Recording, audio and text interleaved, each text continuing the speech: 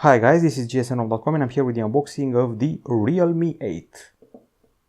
This is a $200 phone, or maybe even less than that, which is supposed to be meant for gamers.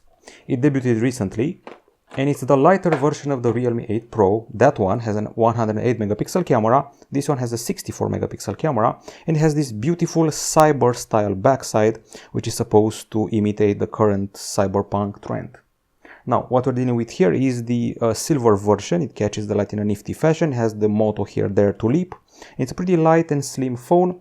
I think I'm going to power it on and see what's inside the box.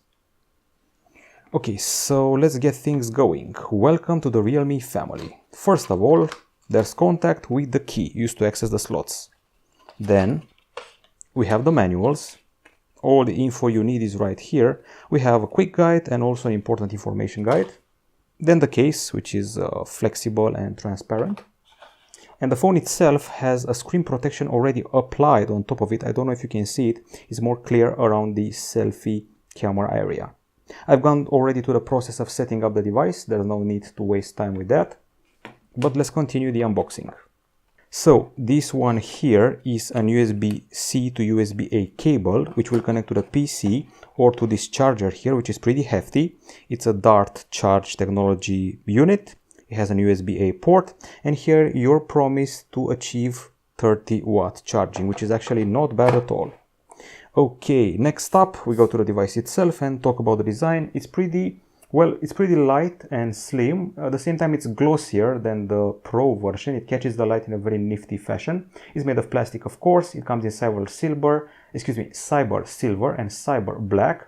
And the thickness is just 8 millimeters and it weighs 177 grams, which is actually not bad for what it's supposed to do.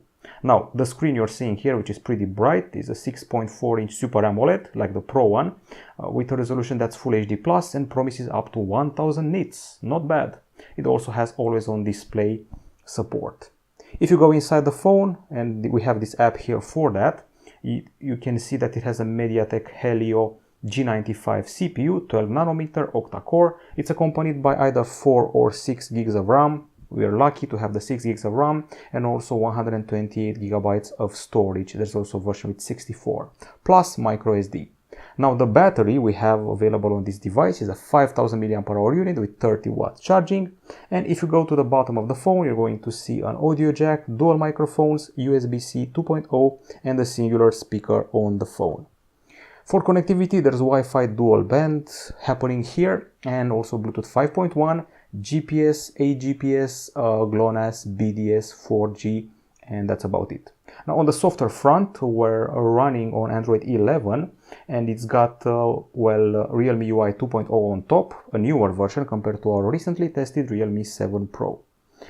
If you want to talk about the camera, this is a 16 megapixel shooter like we got on the Pro version, and at the back side you have a quad camera with a big LED flash. There's a main 64 megapixel camera, f1.8 aperture, phase detection autofocus, coupled with an 8 megapixel ultrawide, 2 megapixel macro and 2 megapixel bokeh camera.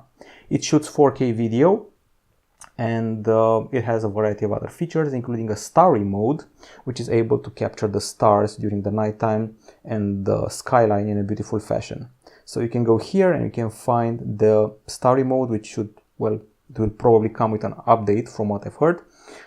So we also have a slow-mo, we have the dual capture here, there's a 64 megapixel capture, there's a portrait, there's your photo, there's your video, there's your night mode, and if you go to the photo, you can also pull this back and do a tilt shift capture, which basically creates a center area, which you can surround with lines or a circle of blur in order to highlight it. That's the core idea of a tilt shift. It's basically a miniature landscape, which is meant to look huge. Now, aside from that, we also have copper liquid cooling for gamers, and for security we have an optical fingerprint scanner embedded right here that works with the selfie camera here. Let's see if I forgot anything. I mentioned gamers before and the fact that this phone may well be one for gamers.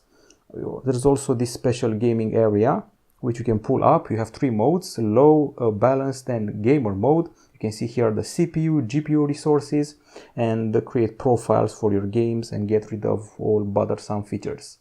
This is the Soloop pre-installed app. You can create a collage using your photos and videos, use all sorts of trimming effects. You can use a soundtrack, change the fonts, filters and all that, or even use AI cut. So that's pretty nice. Okay, and the UI itself is highly customizable, so you can use 100 plus customization options to tweak your experience, which is pretty nice. And I see we have TikTok installed and some productivity apps like the WPS Office. So this is it in a nutshell. This is the Realme 8. Sounds like a gaming phone for below $200, which is not bad. This backside is definitely memorable, at least in this version, so I look forward to playing games on it and seeing what the Starry Mode brings. From what I've heard, it should come with an update. That's it from us, from gsn.com. Bye bye.